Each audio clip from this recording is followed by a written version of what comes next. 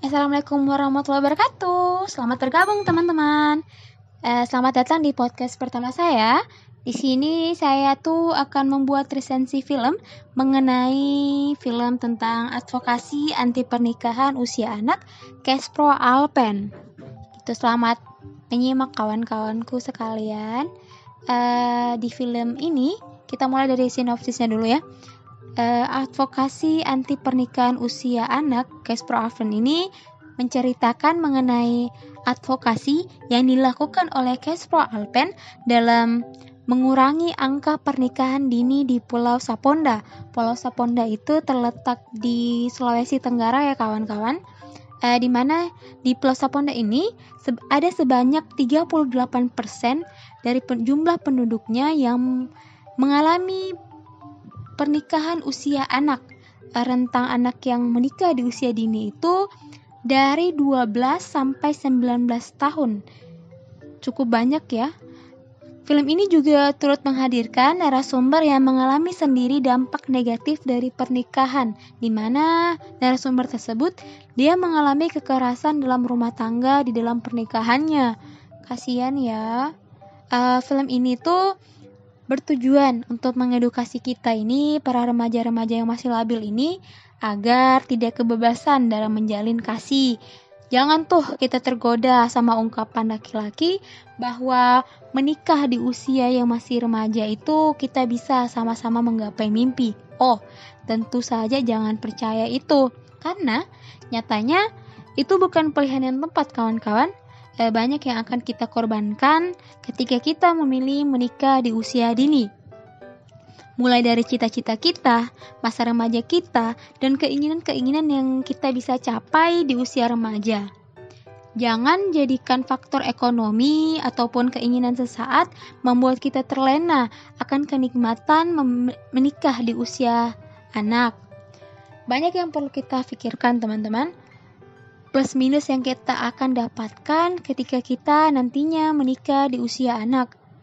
Jangan juga kita terus-menerus mau dari zaman kakek nenek kita sampai mama papa kita tuh generasinya masih menikah usia anak. Kita harus stop. Jangan sampai kita merasakan apa yang mereka rasakan.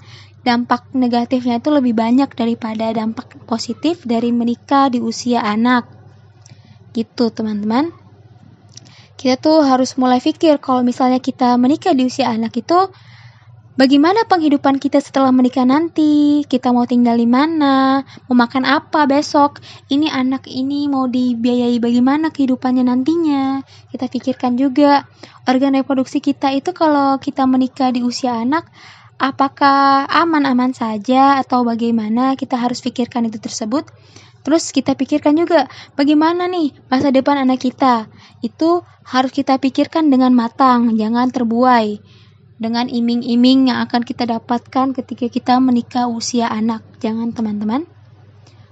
Kelebihan dari film advokasi anti pernikahan usia anak ini, menurut saya film ini merupakan film yang sangat bagus ya, di mana kita dari film ini bisa mengedukasi masyarakat umum di negeri ini mengenai dampak negatif pernikahan usia anak. Film ini juga bisa dijadikan bahan untuk pembelajaran bagi kaum muda, khususnya anak sekolah dan kuliahan, tentang dampak negatif pernikahan usia anak. Itu ya teman. Terus kekurangan dari film ini,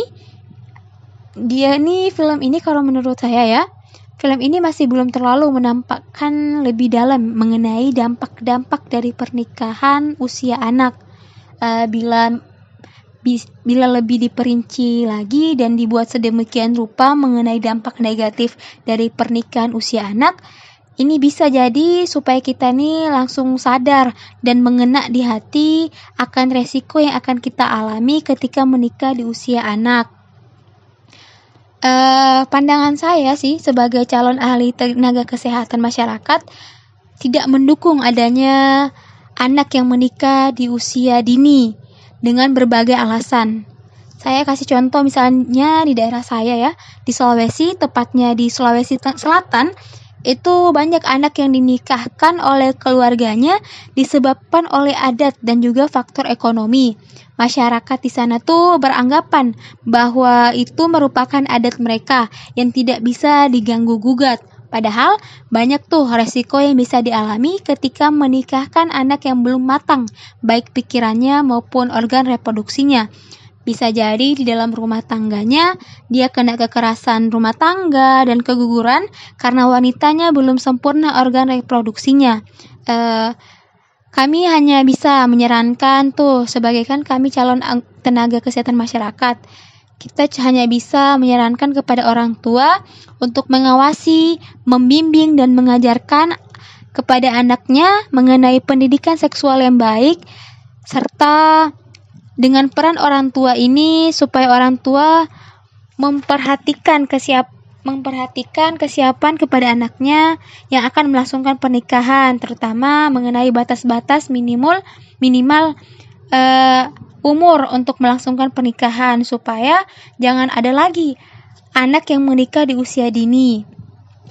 Tenaga kesehatan juga ini diharapkan dapat memberikan penyuluhan yang berkesinambungan kepada orang tua dan remaja putri sendiri mengenai dampak dan risiko menikah di usia anak.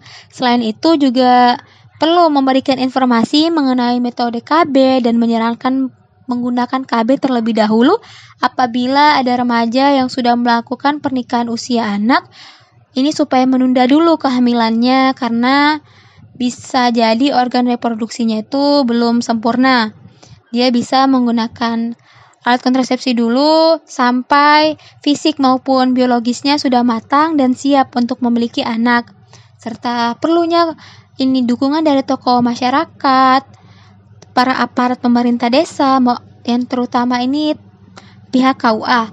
Hendaknya ini mereka melakukan bimbingan dan penyuluhan kepada masyarakat dan para remaja tentang mempersiapkan pernikahan secara matang. Gitu aja kali ya resensi kita pada podcast pertama ini. Sampai ketemu ke podcast selanjutnya.